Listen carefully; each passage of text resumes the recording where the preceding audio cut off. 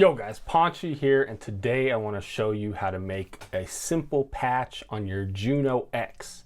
Let's go. Alright, so when you first turn on your Juno X, this is the screen that you'll see here, which is essentially the scene menu.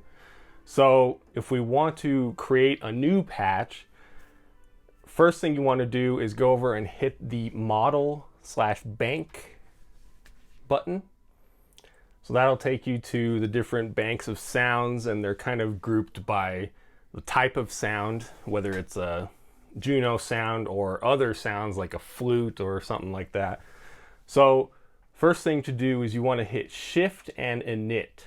Initialize is what that stands for. Go to tone and then hit Enter. So that will initialize a tone for us. Are you sure? Yes. Okay. So then what you have here is, it's kind of a pulse width sound or a square sound if you're not familiar with the different types of oscillators just yet. So the first thing we want to do here is make sure that your sliders are in the right position, essentially. So right now, like I mentioned, it's at a pulse width kind of sound. So the funny thing about these more like digitally controlled synths is that if they have presets, then it'll actually ignore what the faders are doing unless you move the fader. So what we want to do here is go through these oscillator faders and make sure they're all down, except for the pitch one. You want to be in the middle. So it says oscillator pitch 0. So if you have them all down, you shouldn't get any noise. So what we want to do here to create our first patch is, I'm just going to go with a sawtooth oscillator. So I'm going to go ahead and turn this one up. This is a sawtooth. Turn it up all the way.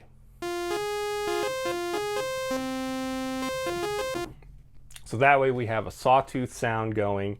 And then also, if you're not getting any sound or you're getting some weird sounds, you want to look at your envelope over here, which is what ENV stands for.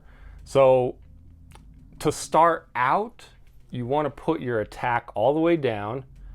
You want to put your decay all the way up, sustain down, and release down. So this is an ADSR envelope. That stands for attack, decay, sustain, and release. And then you want your depth to be in the middle here. So it says 0 on the menu there. So that's just kind of a good starting point, essentially. We will mess with the envelope a little bit, and I'll show you kind of what the envelope does to change your sound. So, you know, I'm just kind of showing you how to make like a basic patch here. You know, I'm not necessarily trying to tell you what sounds to make or to use, because I want that to be up to you guys. So let's go ahead and make a basic one. So we started with the sawtooth. You know, you can use the pulse width if you want for this exercise. That would work as well. So in that case, you would turn this down and turn the pulse width up, otherwise known as a square wave. But in this case, and then you can also have both if you want. But in this case, I'm just going to go with the sawtooth. And then my envelope, I'm actually going to turn up the release a bit. So I'm not going to go too much into the envelope today, but what the release does essentially is, if you have it down all the way, the sound cuts off as soon as you take your finger off. But if you turn the release up a little bit, then you'll notice that the sound kind of keeps ringing out after you've taken your finger off the key. So that's kind of a cool place to start. You know, it's definitely starting to sound more like a sound you might be used to as far as synths go.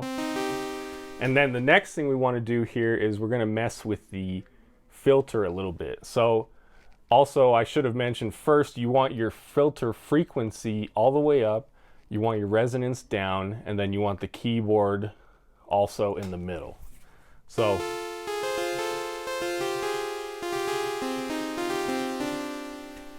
So what we can start doing here is turning down the frequency until we find a spot that we really like as far as the sound goes.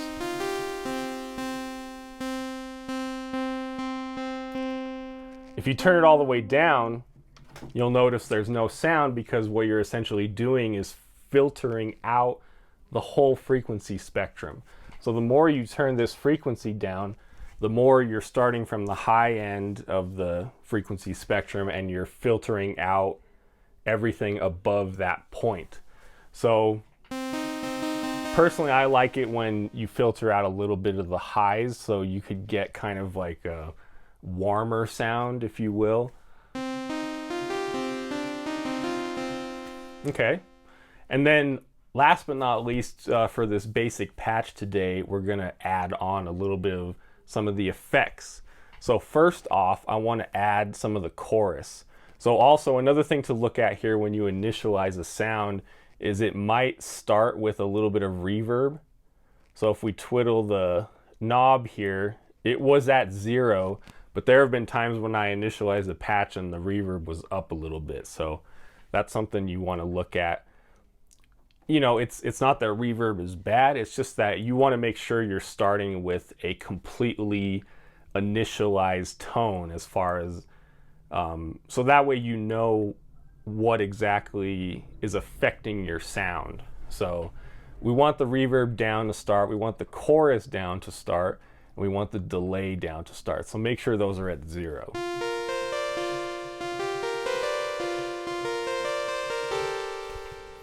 So first I'm going to turn up the chorus.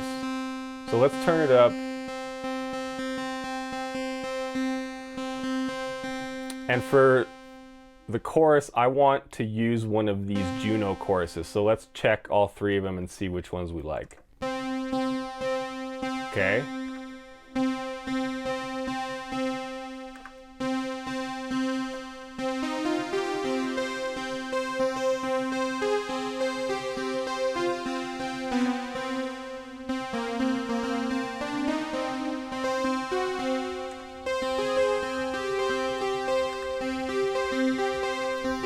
Honestly, I like the first one the most. And so this is another point where you can decide what kind of tone you want. I just turned up the chorus all the way as an example so you could see how the chorus actually sounds. But in reality, in practice, I would probably turn the chorus down maybe about halfway. So if you want a lot of crazy chorus, then go ahead and make sure that it's turned up all the way. So next thing I want to do is go ahead and add a little bit of reverb.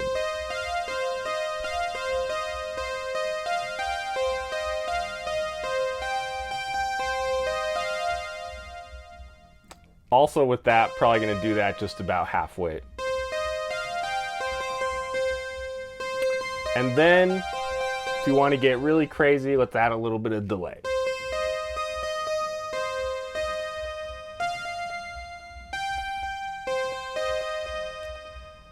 Again, I don't really want to do full delay, so we'll just add maybe about 50.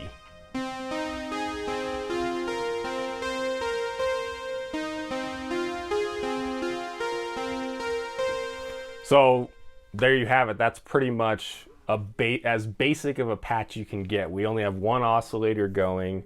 We have the filter working a little bit to cut down some of the high end. And then our envelope, we messed with that a little bit.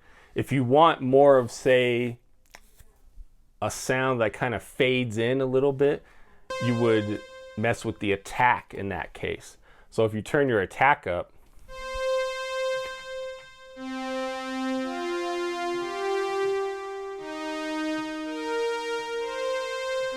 you'll notice that it has a much softer attack in the sense that the sound doesn't start off at full volume, it kind of gradually goes up to full volume. So for now, I'm just going to leave the attack down, but that's something you can change if that's something you like, or if that's the kind of patch you're going for. So, all right, so that's pretty much it. So now we want to save it, of course. So the way to save it is you hold Shift and hit right here. And then what you want to do essentially is go to part 1 tone and then hit enter. And then this will take you to the user bank. So these are the sounds that are user created by you. So that way you don't really mess with the other tones. You know, but what you could do with the other tones, side note, is that you could take one of those factory tones and save it to the user bank, so that way you can keep them separated and mess with one of the factory tones if you want, without messing with the actual factory tone. Anyway, in this case, we've made our own patch, so we want to go ahead and hit enter on the first one there. That stands for user 1, essentially. So we can just go through here and change it to, just change it to saw tone, sawtooth. Okay, hit enter. Are you sure you want to write? Yes, enter, bam. There you go. Now it is named as sawtooth tone. So if we tried to save it again, for example, go down to tone, you'll notice that the first one is now occupied by our sawtooth tone. So there you have it. That's it for today. Hope that helps you guys. If you have any questions, be sure to leave a comment down below.